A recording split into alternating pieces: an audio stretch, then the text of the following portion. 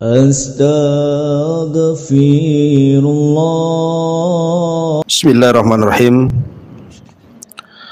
Assalamualaikum warahmatullahi wabarakatuh.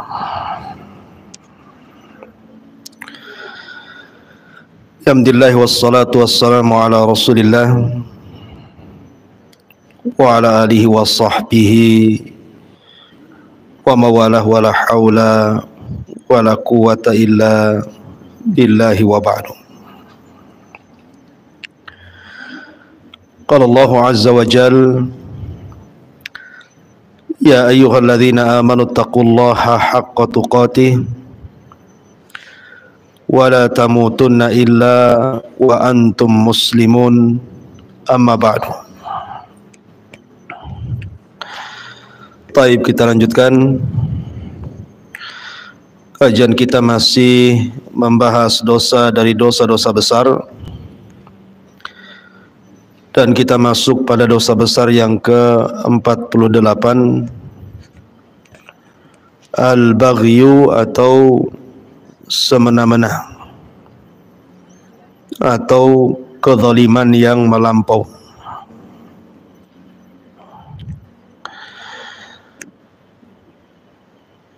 Di sini Allah Subhanahu wa taala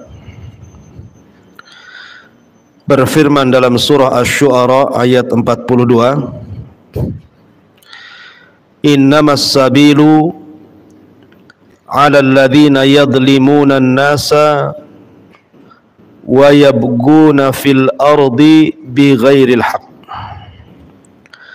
ulaika lahum adzabun alimun. Sesungguhnya kesalahan hanya ada pada orang-orang yang berbuat zalim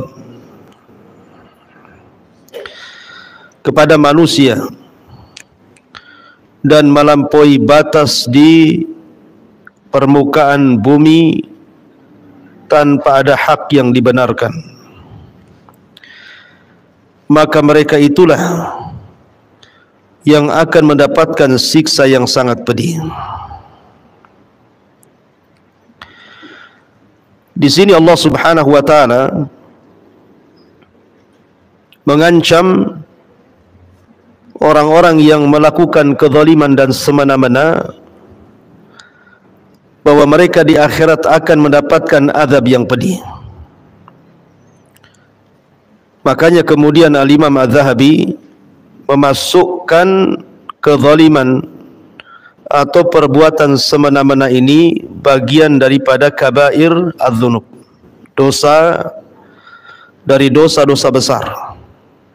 Karena definisi dosa besar itu setiap dosa yang ada ancaman di dunia dengan hudud, dan dosa yang ada ancaman di akhirat dengan azab.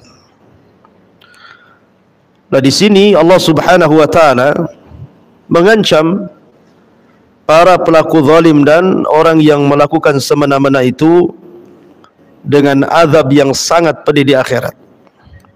Makanya Imam Zahabi memasukkan bab ini menjadi bab dari dosa-dosa besar yang ke-48. Ma'asyiral muslimat yang dimuliakan Allah Subhanahu wa taala, kita tahu bahwa perbuatan semena-mena ataupun melakukan kezaliman kepada orang lain adalah akhlak yang sangat tercela. Karena kebalikan daripada hal tersebut adalah kita disuruh untuk merendahkan diri, tawadhu, tidak mudah menzalimi orang.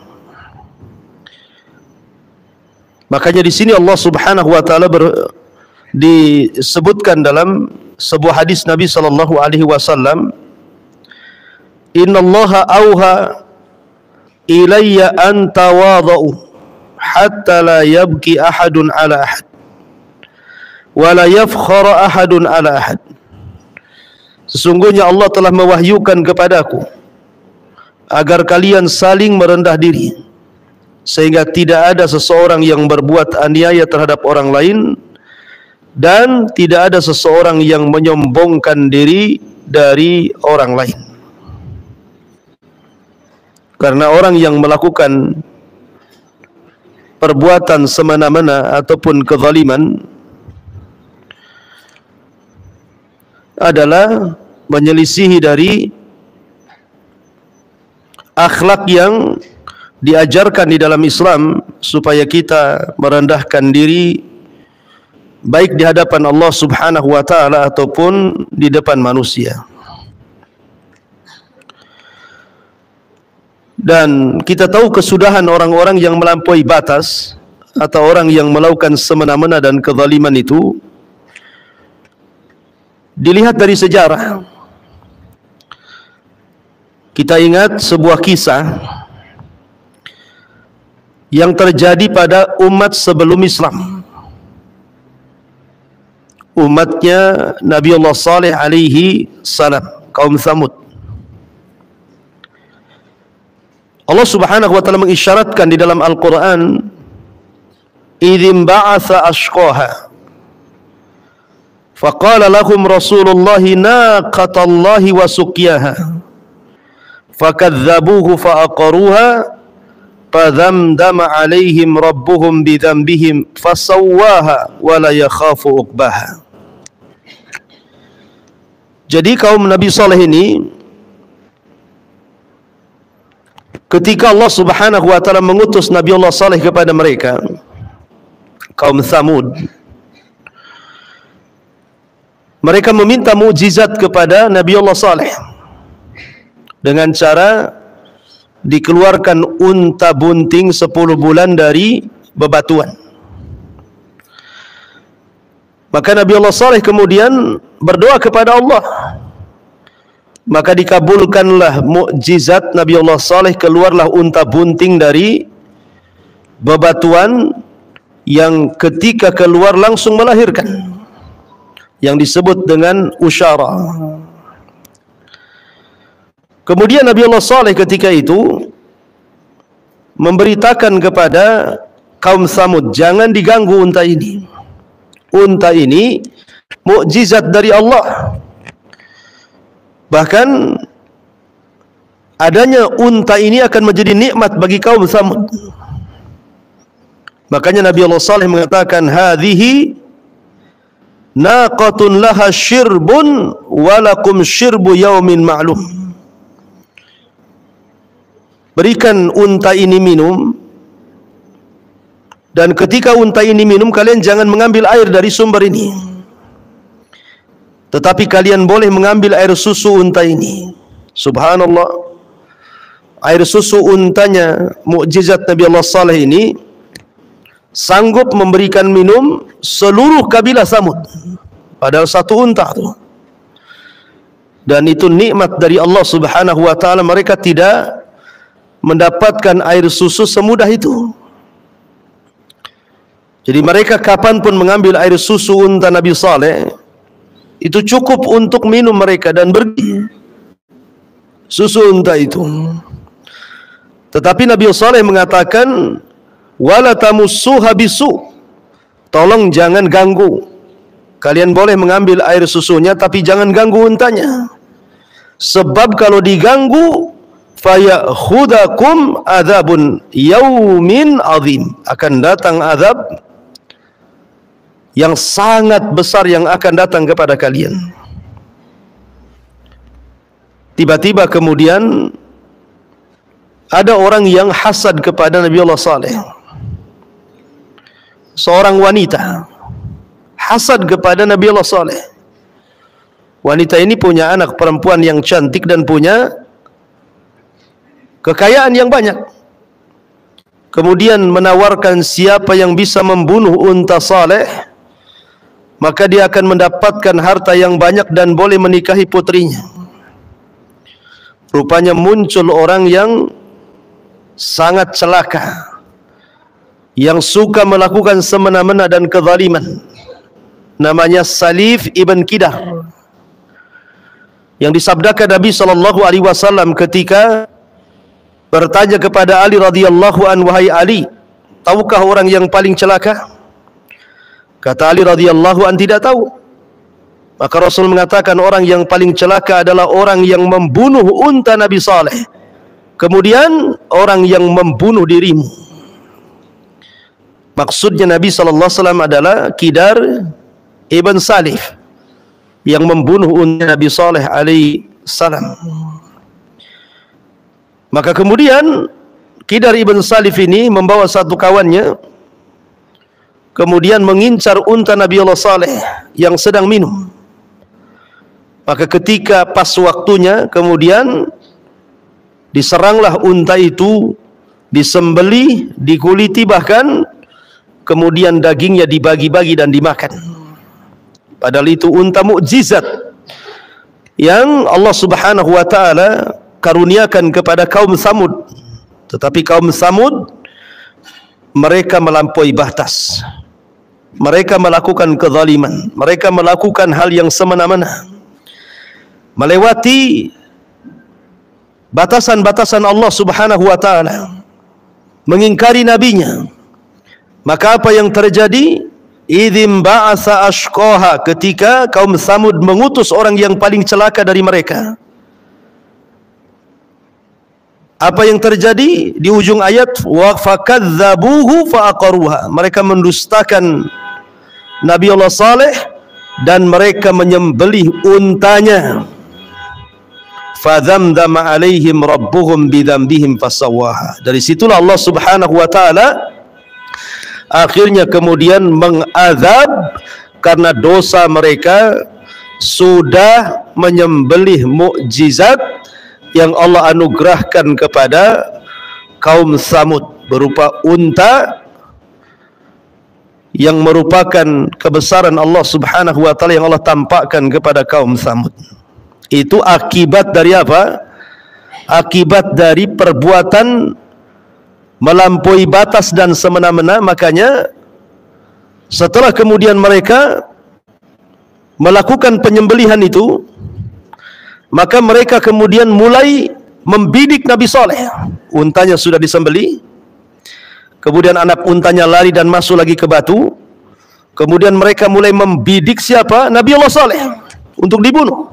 Nah, itulah melampaui batas kan. Kemudian Nabi Saleh pun disuruh untuk pergi menyelamatkan diri oleh Allah. Maka datanglah azab kepada mereka. Hari pertama wajah mereka menguning, kemudian hari kedua memerah, hari ketiga menghitam. Kemudian Allah mengutus Jibril untuk berteriak dan membunuh seluruh kaum Samud. Itulah akibat daripada kesewenang-wenangan, kezaliman yang dilakukan oleh Kidar ibn Salif dan orang-orang yang bersamanya. Ini satu kisah ya, bahwa bagaimana Allah Subhanahu wa taala tidak akan membiarkan perbuatan semena-mena itu. Perbuatan zalim yang melampaui batas Allah tidak mungkin membiarkan. Makanya Allah Subhanahu wa taala berfirman, wala tahsabannallaha ghafilan amma ya'malu zalimun. Jangan sangka Allah itu membiarkan orang-orang yang melakukan kezaliman, tidak.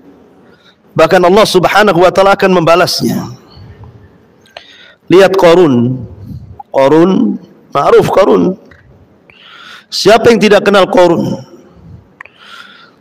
Qarun ini ada yang mengatakan dia adalah kerabat daripada Nabi Musa alaihi salam. Bahkan dia pengikut Nabi Musa dari Bani Israel. Dia disebut Munawwir karena wajahnya terang dan suaranya indah ketika membaca Taurat. Ketika dia masih miskin, dia datang kepada Nabi Musa meminta doa agar Allah memberikan kekayaan. Musa pun mengajarkan doa. Akhirnya Qarun pun memahami Ismul A'zam, nama-nama besar. Dengan nama-nama Ismul A'zam itulah dia mendapatkan kekayaan dari Allah Subhanahu wa taala. Tetapi lambat laun kemudian Qarun justru memusuhi Nabi Musa.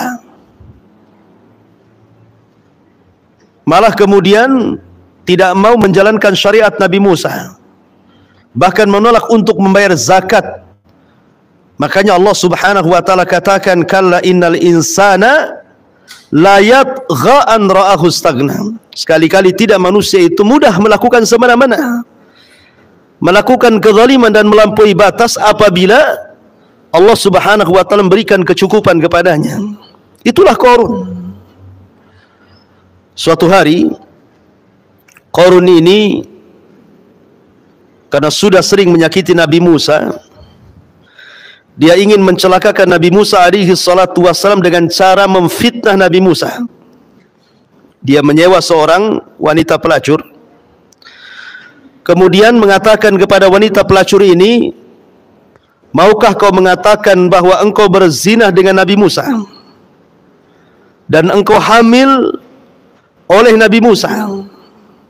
Katakan di hadapan manusia, aku akan beri imbalan sekian dan sekian. Akhirnya wanita ini setuju dan siap untuk memfitnah Nabi Musa dengan imbalan besar dari Qarun. Maka Qarun pun mengumpulkan orang. Akhirnya kemudian ketika berhadapan dengan Nabi Musa, Qarun mengisyaratkan kepada wanita itu, bicara. Tiba-tiba wanita itu terdiam, kemudian sesekali memandang Qarun, sesekali memandang Nabi Musa. Tetapi tiba-tiba Allah Subhanahu wa taala menganugerahkan kepada wanita ini kelembutan, kasihan ke Musa. Akhirnya kemudian dia tega untuk mengucapkan bahwa dia pernah berzina dengan Musa dan hamil oleh Musa.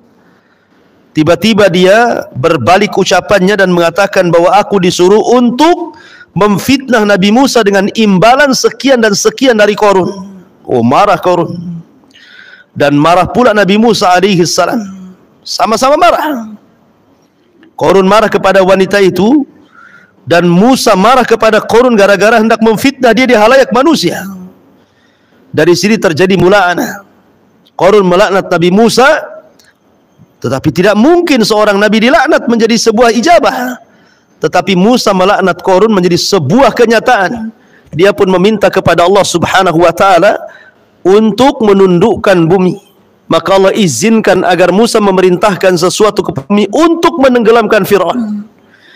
Maka kemudian Musa pun memanggil bumi dan mengatakan, ya ardi ibla'i, wahai bumi telanlah Qarun dan seluruh kekayaannya. Apa yang terjadi? Allah Subhanahu wa taala isyaratkan dalam Al-Qur'an, fa khasafna bihi wa bidarihil arda. Kami tenggelamkan Qarun dan seluruh kekayaannya. Lihat bagaimana akibat dari baghi, ya, kezaliman dan perbuatan semena-mena yang dilakukan Qarun menjadikan Allah azab Qarun. Maka di sini mu'alif rahimahullahu taala mencantumkan sebuah hadis, lau baga jabalun ala jabalin la ja'alallahu al-bagi minhu madakka. Kalaulah saja sebuah gunung berbuat kezaliman terhadap gunung yang lainnya, berbuat semena-mena terhadap gunung yang lainnya, niscaya Allah akan menjadikan gunung tersebut menjadi abu, hancur hingga menjadi tanah yang rata. Subhanallah. Seandainya gunung itu tidak berakal, Bu, seandainya gunung mendolimi gunung yang lainnya, maka gunung yang mendolimi yang lainnya akan diratakan Allah dengan tanah sebagai akibat dari kezalimannya. Ya. Jadi kezaliman itu ada konsekuensinya. Kalau seandainya gunung saja bisa diratakan karena kezalimannya, karena perbuatan yang melakukan semena-mena itu, bagaimana pula manusia? Makanya kenapa Allah Subhanahu wa taala lipat gandakan azabnya orang yang melakukan kezaliman, melampaui batas dan melakukan hal-hal yang sifatnya semena-mena. Di dunia dia dapat azab, di akhirat juga dapat azab. Perhatikan hadis ini.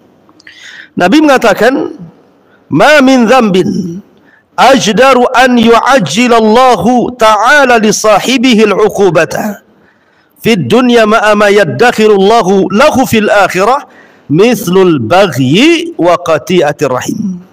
Tidak ada dosa yang akan Allah percepat hukumannya di dunia dan hukumannya yang Allah akan siapkan kelak di akhirat untuk para pelaku selain dosa perbuatan al-baghi, aniaya atau semena-mena, dan memutuskan hubungan kekerabatan. Lihat bagaimana Allah Subhanahu wa taala melipat gandakan perbuatan orang yang melakukan kezaliman, melampaui batas, dan orang-orang yang memutus silaturahim. Ma'asyiral muslimat yang dimuliakan Allah Subhanahu wa taala. Fir'aun adalah orang yang suka melakukan hal-hal yang melampaui batas atau semena-mena.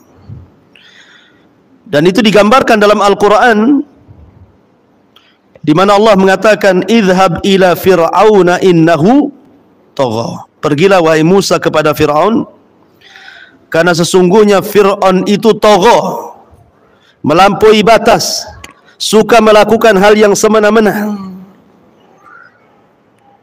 Bahkan Fir'aun ini bukan hanya sekedar mengaku Tuhan, dan itu dosa yang paling besar, mengatakan ana rabbukumul a'la, tetapi tindakannya betul-betul melampaui batas.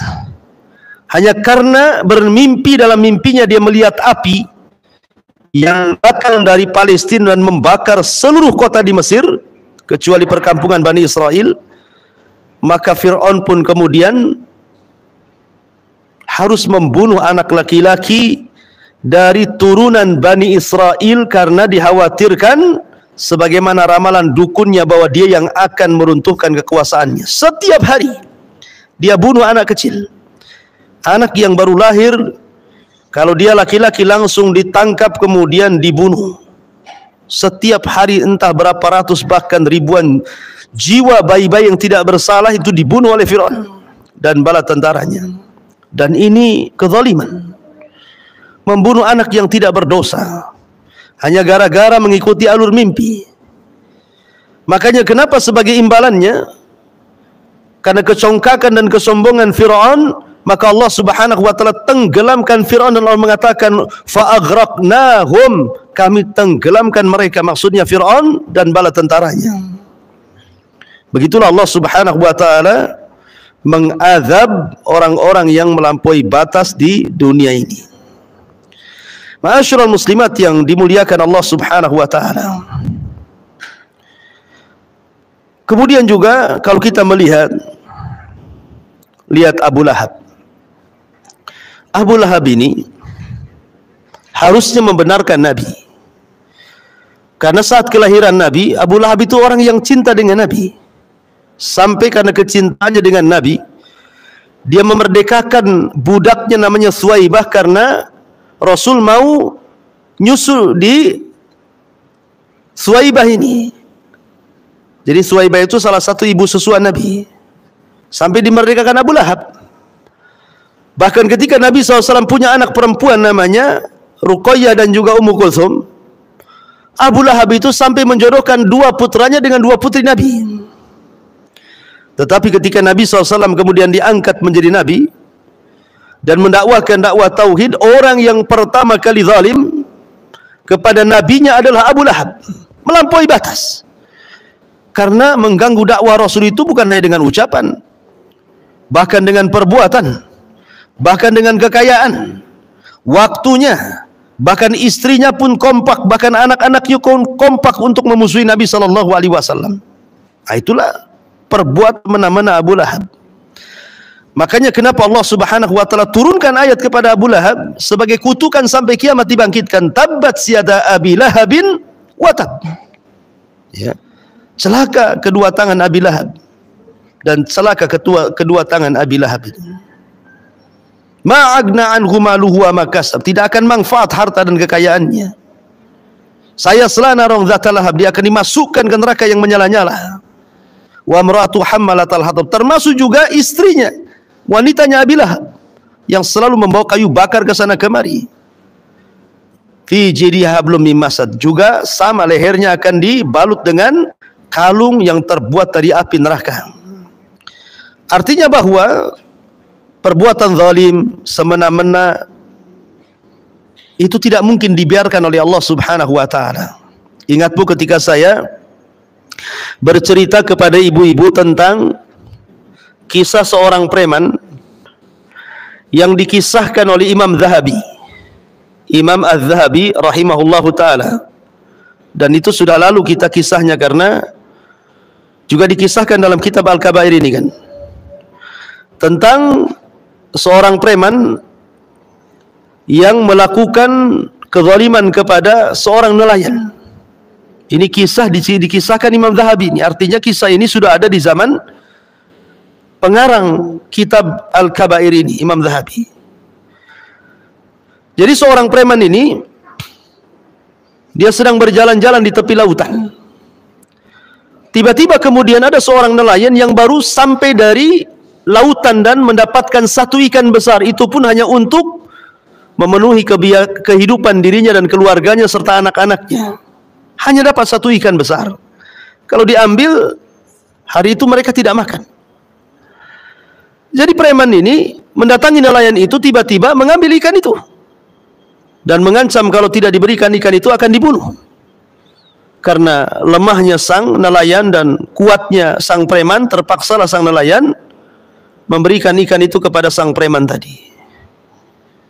Kemudian sang preman pun dengan tanpa punya dosa, dia mengambil ikan sang nelayan, kemudian pulang. Di tengah jalan Allah buat ikan yang dipegangnya itu hidup. Tiba-tiba menggigit tangannya. Disangkanya gigitan itu gigitan biasa. Ya biasa karena gigit ikan, berdarah, sudah selesai. Pulang dia ke rumah, dia nikmati hasil zalimnya, kemudian dia masak ikan itu dan dia makan dengan lahapnya tanpa mempedulikan bahwa itu adalah ikan hak milik orang lain. Rupanya di malam hari gigitan ikan itu baru berproses. Orang ini merasakan sakit luar biasa di malam hari gara-gara gigitan ikan itu. Demam luar biasa, sakit luar biasa, dan sakitnya sangat sakit yang tidak ada yang mengetahui kecuali Allah Subhanahu wa ta'ala. Menjerit-jerit tengah malam dia. Kemudian keesokan harinya dia coba datang ke tabib, menanyakan soal gigitan ikan itu. Kata sang tabib, ini beracun. Kalau telapak tanganmu tidak dipotong, tidak diamputasi, maka racunnya akan terus merambat. Terpaksalah diamputasi itu. Subhanallah. Allah tidak mungkin lalai dari orang yang berbuat zalim. Akhirnya diamputasi. Setelah diamputasi kemudian rupanya racunnya tidak sampai di telapak tangan, sudah naik ke sikut. Maka sang dokter mengatakan sikutmu pun harus diamputasi. Maka diamputasilah sampai sikutnya. Rupanya racunnya sudah menjalar sampai di ujung tangannya. Dokter ini heran karena sering menangani hal yang sama tapi tidak separah pasien yang satu ini. Sehingga dokter bertanya, sebenarnya apa yang kau lakukan? Kenapa penyakitmu tidak bisa diobati? Maka barulah dia bercerita bahwa aku terkena gigitan ikan dan ikan itu hasil curian, hasil paksaan dengan mengambil ikan sang nelayan, dan aku ancam kalau tidak memberikan kubunuh dia. Karena ketakutan dia pun memberikan ikan itu. Kemudian bercerita, kata dokter, demi Allah, kalau seandainya sebelum diamputasi dari mulai telapak tanganmu ini, kau mau mengembalikan hak ikan itu kepada nelayan itu, enggak perlu diamputasi lagi. Karena sesungguhnya tanganmu terkena racun itu karena kezalimanmu, bukan karena gigitan ikan itu. Itu gigitan ikan sebab saja. Kalau engkau ingin supaya tidak diamputasi sampai ujung tanganmu, cari orang nelayan itu, minta maafnya. Akhirnya dia pun mencari nelayan itu sampai ketemu. Sudah ketemu baru dia minta maaf. Akhirnya sang nelayan melihat kondisinya pun kasihan, akhirnya memaafkan. Cuman sang preman mengatakan kepada sang nelayan, waktu aku mengambil ikanmu kau diam saja. Tapi aku melihat bibirmu berkomat-kamit, kau ngomong apa? Maka sang nelayan mengatakan, tidak, aku hanya bicara, ya Allah tolonglah kelemahanku, karena preman yang telah memalakku sangat kuat dibandingkan diriku. Tunjukkan kekuatanmu ya Rabb. Aku hanya ngomong begitu saja. Akhirnya Allah betul-betul menunjukkan kekuatannya, dengan mengirim tentaranya berupa ikan yang hidup dan menggigit sehingga beracun. Akhirnya kemudian dia pun berjalan di pasar-pasar, berjalan di gang-gang, setiap ketemu orang dia berteriak, man ra'ani falam yadlim ahada. Siapapun yang melihatku jangan berlaku semena-mena, jangan melakukan kezaliman, karena setiap kezaliman itu ada imbasnya. Ma'asyiral muslimat yang dimuliakan Allah Azza wa Jalla, lihat kisah ini. Ya, kisah ini memberikan inspirasi kepada kita tentang bagaimana pelaku zalim tidak dibiarkan oleh Allah Azza wa Jalla. Pasti ada imbasnya, ada konsekuensinya. Ya, ma'asyiral muslimat yang dimuliakan Allah Azza wa Jalla, Nabi SAW mengatakan, laisa dzalika minal baghi, walakinal baghi batrul haq au qala safhul haq au ghamtun nasi. Dari Abu Aun berkata dari Amr bin Sa'id, dari Humaid, dari Abdurrahman berkata bahwa Ibnu Mas'ud berkata bahwa Malik Ar-Rahawi pernah bertanya, wahai Rasulullah, aku telah menyerahkan beberapa ekor unta seperti yang telah engkau lihat, dan aku tidak suka apabila ada seseorang yang melebihiku walaupun dengan sebuah tali sandal. Apakah perbuatan itu termasuk perbuatan semena-mena, wahai Rasul? Maka Rasul mengatakan perbuatan itu tidak termasuk perbuatan semena-mena. Tetapi perbuatan semena-mena adalah meremehkan kebenaran, atau beliau bersabda merendahkan kebenaran dan meremehkan manusia. Meremehkan manusia artinya melakukan kezaliman. Baik, kemudian contoh lain dalam hadis bagaimana Allah Subhanahu wa taala mengadab orang-orang yang melakukan zalim dan semena-mena dalam Islam itu. Rasul contohkan di sini, udhibat imra'atu fi hirratin sajanatha hatta matat fadakhalat fiha an-nar la hiya at'amatha wa saqatha idh habasatha wa la hiya tarakatha ta'kulu min khashasil ardi. Kata Nabi SAW, ada seseorang wanita yang diazab karena seekor kucing. Ia telah mengurungnya sampai mati, sehingga ia pun layak masuk neraka. Ia tidak memberinya makan dan minum, dan justru ia terus mengurung kucing tersebut dan tidak memberi makan, sehingga kucing itu memakan serangga-serangga dinding. Muttafaqun alaih. Lihat di sini Nabi SAW mengatakan udhibat imra'atu fi hirratin. Ada seorang wanita yang diazab dikarenakan seekor kucing. Kenapa wanita ini masuk neraka?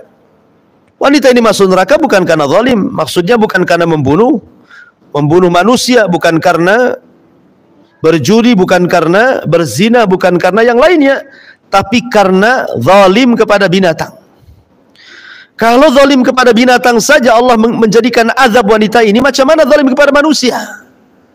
Zalim kepada binatang saja Rasul katakan udhibat imra'atu fi hirratin. Allah azab dia gara-gara seekor kucing, karena dia menzalimi kucing. Apalagi kalau dizalimi orang tuanya, apalagi kalau dizalimi saudaranya, tetangganya, kerabatnya, orang yang dicintainya, dan begitu seterusnya. Makanya kita tahu bahwa double hukuman orang yang melakukan kezaliman itu. Di dunia mendapatkan azab, dan di akhirat pun mendapatkan azab, naudzubillah. Baik, ma'asyiral muslimat yang dimuliakan Allah Subhanahu wa taala. Di sini juga dicantumkan hadis Ibnu Umar radhiyallahu an.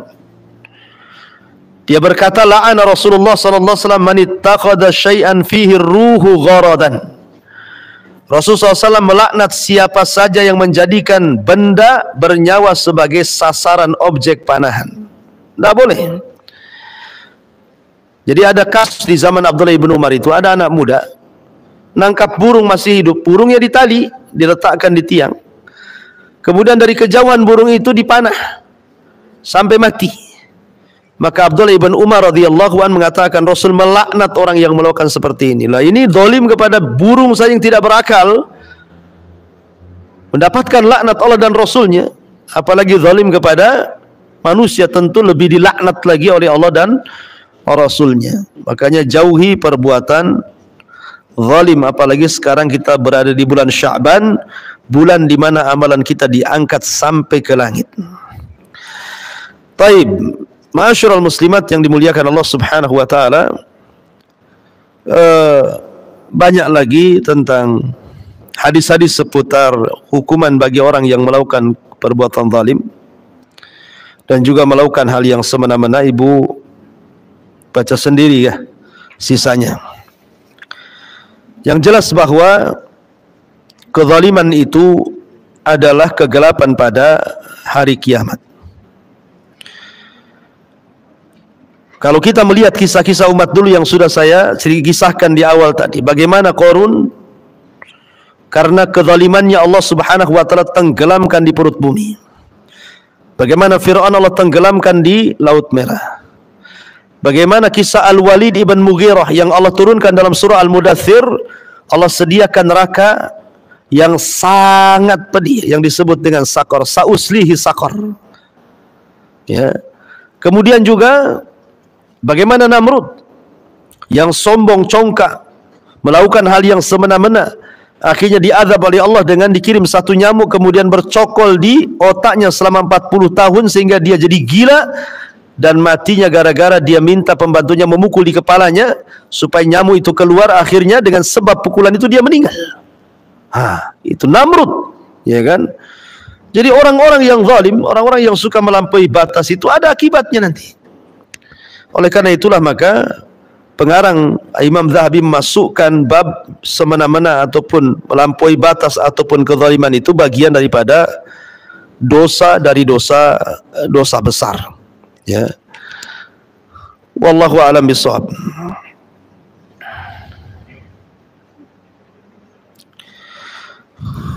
Taib.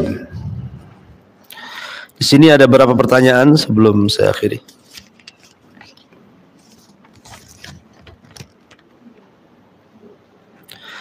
Bolehkah seseorang wanita mengikuti olahraga memanah, berkuda dan renang?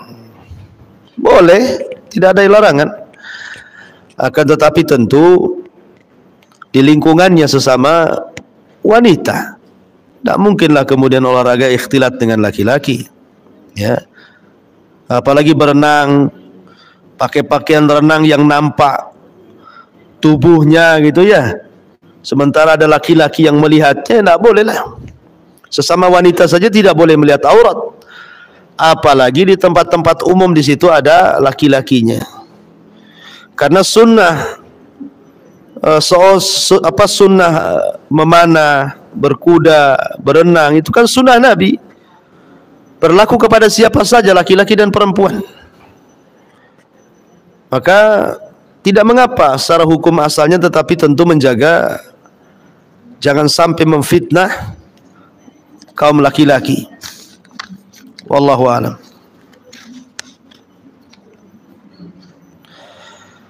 Mohon nasihatnya Ustaz, bagaimana sebaiknya jika seseorang sedang melunasi KPR rumah dengan riba dan ingin bertobat dengan niat menjual rumahnya, tapi sampai sekarang belum laku, belum ada yang minat, qadarullah, dan jika ada yang minat suatu hari nanti, tapi suatu hari nanti tapi mau membeli KPR lagi lah. Gimana ini? Mau jual KPR, mau beli KPR lagi? Salah tulisannya ya. Ini namanya keluar dari lubang buaya, masuk lubang harimau. Ya kalau seandainya seseorang sudah ada niat untuk keluar dari jeratan riba, itu sebuah hal yang baik. Ibu ingin meninggalkan sesuatu karena Allah, maka Allah mengatakan, wa man yattaqillaha yaj'al lahu makhraja. Barang siapa yang bertakwa kepada Allah, maka pasti suatu ketika Allah akan carikan jalan keluarnya. Dan Rasul mengatakan, man taraka syai'an awadallahu khairan min. Barang siapa yang meninggalkan sesuatu karena Allah, pasti Allah akan ganti sesuatu itu dengan yang jauh lebih baik lagi. Jadi kalau sudah ada niat, niatnya sudah bagus, Bu. Niatnya saja sudah berpahala. Nah, tinggal usahanya sekarang. Kalau sampai sekarang belum ada yang beli, ya teruslah berdoa kepada Allah Azza wa Jal. Dan bayarlah KPR itu, jangan sampai telat supaya tidak ada penalti dan tidak ada riba. Sambil menunggu orang yang membeli rumah. Dan jangan mahal-mahal dijualnya. Ya. Yang penting kan niat ibu ini untuk supaya lepas dari riba kan, itu niatnya. Tapi kalau ingin dijual mahal-mahal dapat keuntungan, bukan itu alasannya. Nah, yang penting jual lah, mau balik modal pun jadilah kan itu ya. Yang penting lepas dari riba. Nanti sisanya untuk melunasi KPR, sisanya untuk membeli rumah.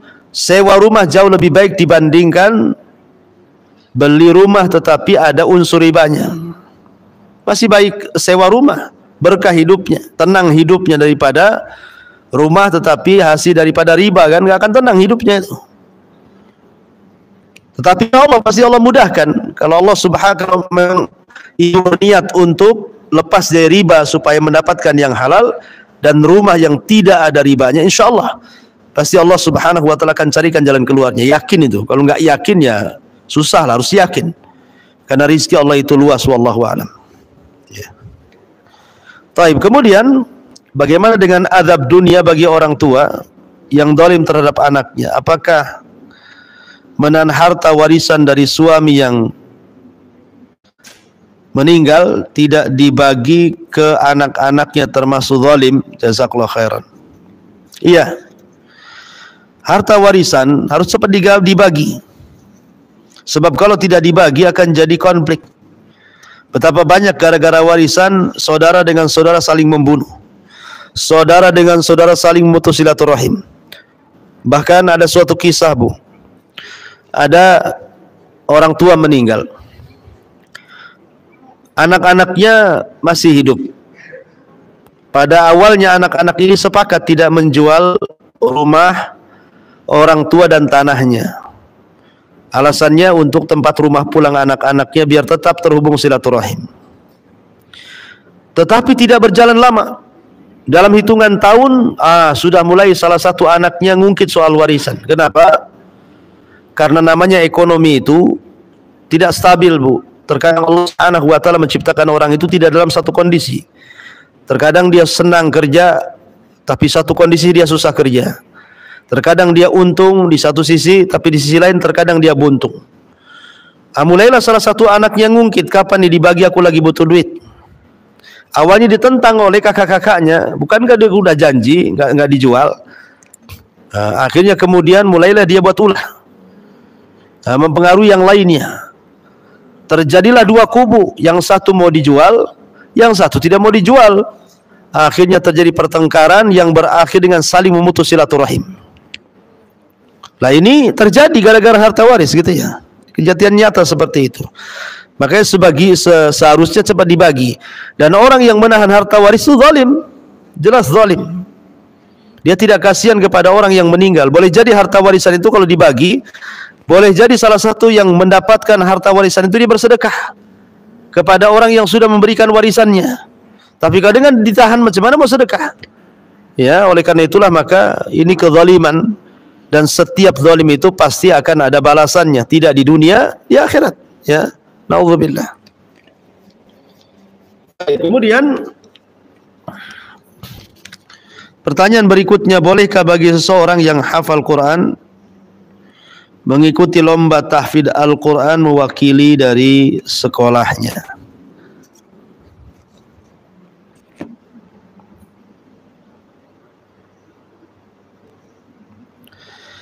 Wallahu a'lam. Ya, selama perlombaan itu tidak di depan laki-laki, kalau dia memang seorang perempuan gitu ya, maka selama tidak ada hal-hal yang menyimpang dari syar'i, ya tidak ada masalah perlombaan itu. Tidak ada unsur judi, ya, kemudian juga tidak ada khalwat. Karena bagaimanapun kalau yang membaca seorang wanita itu kan juga terkadang kalau pendengarnya adalah laki-laki bisa memfitnah suaranya kan itu ya.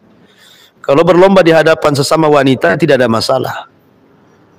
Tetapi kalau penontonnya kemudian banyak laki-laki sementara dia perempuan gitu ya, maka ya saya pikir sih sebaiknya tidak perlu gitu ya, karena dalam hukum Islam sendiri tidak boleh dalam satu ruangan itu ada khalwat di situ. Memang perlombaan bagus sekali memberikan motivasi anak-anak. Anak-anak kita jadi semangat, anak-anak kita jadi semangat belajar, punya masa depan, punya cita-cita dan begitu seterusnya. Tapi kalau ada penyimpangan di lapangan gitu ya, maka sebaiknya tidak usah ikut, kecuali memang tidak ada penyimpangan sama sekali di lapangan perlombaan itu, tidak ada khalwat, ya bercampur baurnya laki-laki dan perempuan gitu ya. Kemudian berpakaian juga pakaian rapi, betul-betul syar'i. Pokoknya intinya tidak ada hal-hal yang menyelisih syar'i dalam perlombaan itu, tidak ada masalah.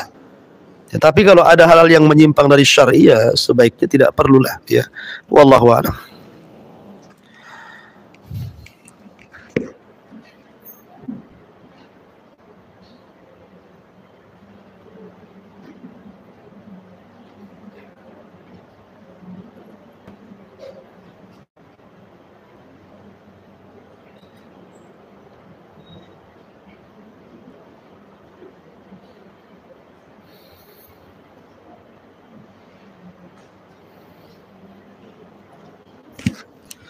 Taib, kalau tidak ada kita tutup.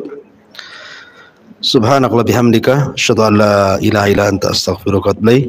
Wallahu ta'ala. Assalamualaikum warahmatullahi wabarakatuh.